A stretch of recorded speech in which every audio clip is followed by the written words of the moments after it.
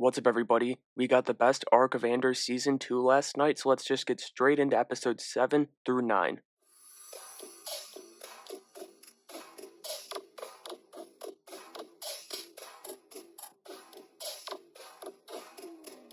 We make our weekly time jump to start off episode 7 and move into 2 BBY, and we're also going to Yavin. Will, he returns after working for Saw, and Luthen, seemingly since he smoked that Saw pack, as he really changed in between episodes, and obviously season 1, the end of season 1, pushed him to a place where he's forced to grow up quickly, losing his dad, and this, it's less about Will and more about Andor season 2 as a whole, but I just feel like we're missing out on huge moments with all of these characters. However, it does allow you to fill in the gaps for yourself, and my mind immediately jumped to the idea that Luthen saw his chance after Ferrix because remember, Bix's connection was through Will's dad to Luthen, but he had to wait until Brasso died to take advantage of the situation and craft himself another rebel to carry out his side of the rebellion. Then we return to Ghorman, where I strangely felt bad for Serial Karn during this week's arc. I did not expect that, I hate the character, but his ambition to be on the right side of history,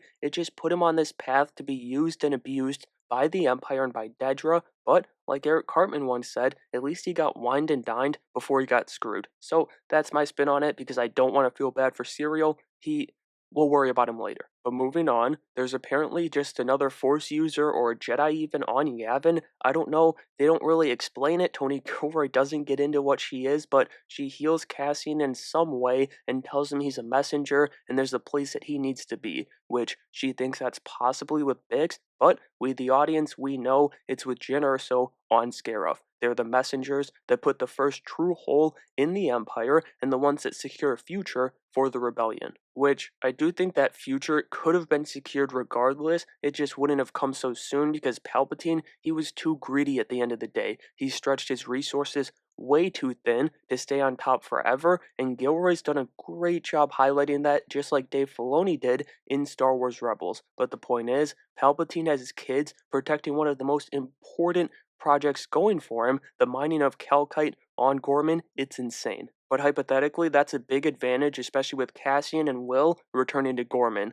Big emphasis on hypothetically, though. Will, he goes with the rebels to his girl, and Andor goes back to the same hotel where the same young man takes care of him. He's continued living a similar life as Cassian too, since we last saw him when he was very much like Cassian already, as he's a rebel now, and he's just as nervous as Andor, but remember, nervous is good. I thought that was an incredible way to kick off the back half of season 2, and the only thing I have mixed feelings about here with episode 7 is another Force user being on Yavin. Like, the dialogue was great, it was so powerful, but we're probably not going to see this chick ever again, and it's just kind of a weird hole to open up, in my opinion. It didn't feel necessary, but it's a minor thing. This was a great start to this week's arc. That continues into episode 8 here, as the Empire sets up a trap for the Gore rebels, while Serial starts shitting bricks over the Empire's true intentions for the planet. He's heard the rumors, he's seen the rebels in the streets, he was the one doing this at first, but now he and Dedra are done so, and he snaps, or I'd almost say he's chucked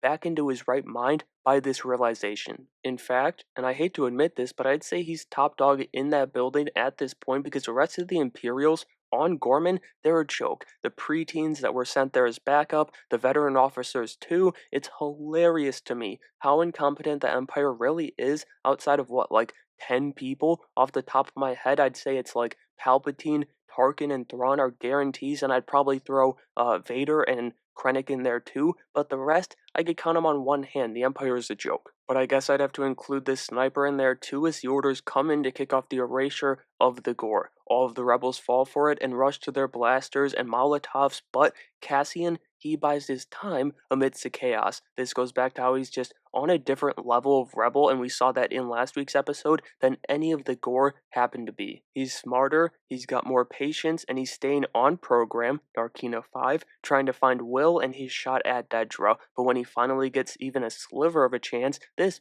bitch Serial Karn comes in like a wrecking ball. He went from disbelief to heartbreak to nothing but pure rage, seeing the man who sent him down this path that has caused him nothing but pain and well, we all know how it ends for Serial. He gone. But with the Ghorman massacre well underway, there's no time for Cassian to finish the job here, but he isn't leaving empty-handed. He is bringing the rebellion, a KX droid, obviously the one that becomes K2SO, and I absolutely love that he finds the droid that becomes his best friend on a mission that almost makes him leave the rebellion behind. It's almost like K2 is a going away gift, but he ends up being his partner in crime till the end. That was far and away the best episode of season 2 for me, and I'm not exaggerating, it's not even remotely close. That's on par with the best of season 1, and hopefully the final 3 episodes continue that trend next week, because I know episode 9 did for me, but the end of this episode was especially powerful to me, showing the dark side of the rebellion, which is picking your fights and you can't fight all of them, and Cassian, he had to walk away from Ghorman.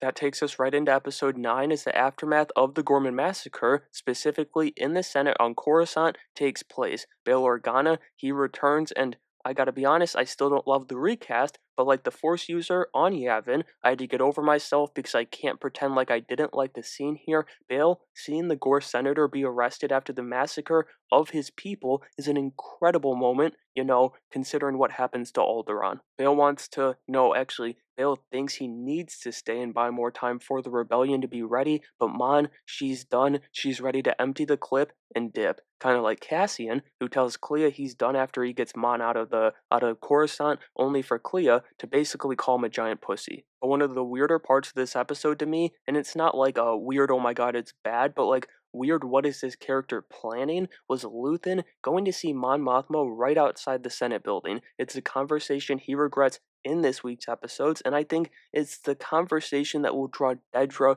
to his shop next week, like we've seen in the trailers, and I don't think that's going to end super well for Luthen. The big mistake he makes is telling her about Erskine during that meeting, though, and how Erskine works for him, which severs their connection to Mon the morning she's making her speech. It's not ideal, but, at the same time, Mon is being a tad bit dramatic. Like, the last time she was betrayed, it was an entire republic, minus a group of 10 senators, and it happened right after the space monks were massacred. Come on, Mon. Regardless, she makes her speech after Bail uses the Imperial's performance over the massacre to the rebels' advantage, and it was simply incredible. It's what Mon is best at, and how she can truly help the rebellion, as we see later in the episode, with both her disgust for the physical nature of the rebellion and what it calls for, as well as Yavin getting Gold Squadron and Phoenix, don't forget about my Ghost Crew, to bring her in and spark the rebellion that we see take down the Empire. So with his part done on Coruscant, Andor returned to Yavin with Will, who got his girl and got off of Ghorman, although he is pretty banged up, only for Bix to leave Andor the next morning. She gives him a nice little speech, but to me, this was either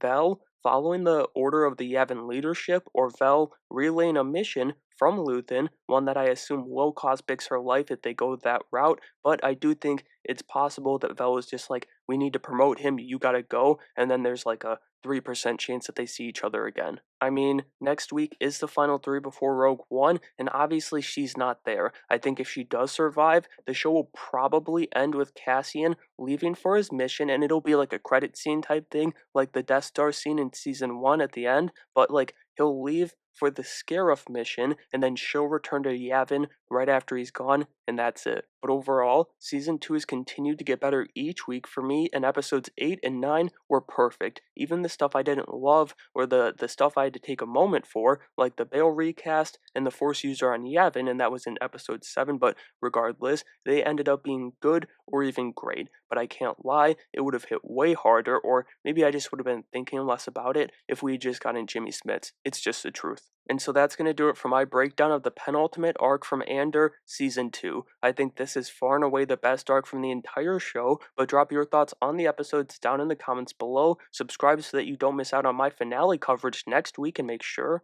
you have a great day.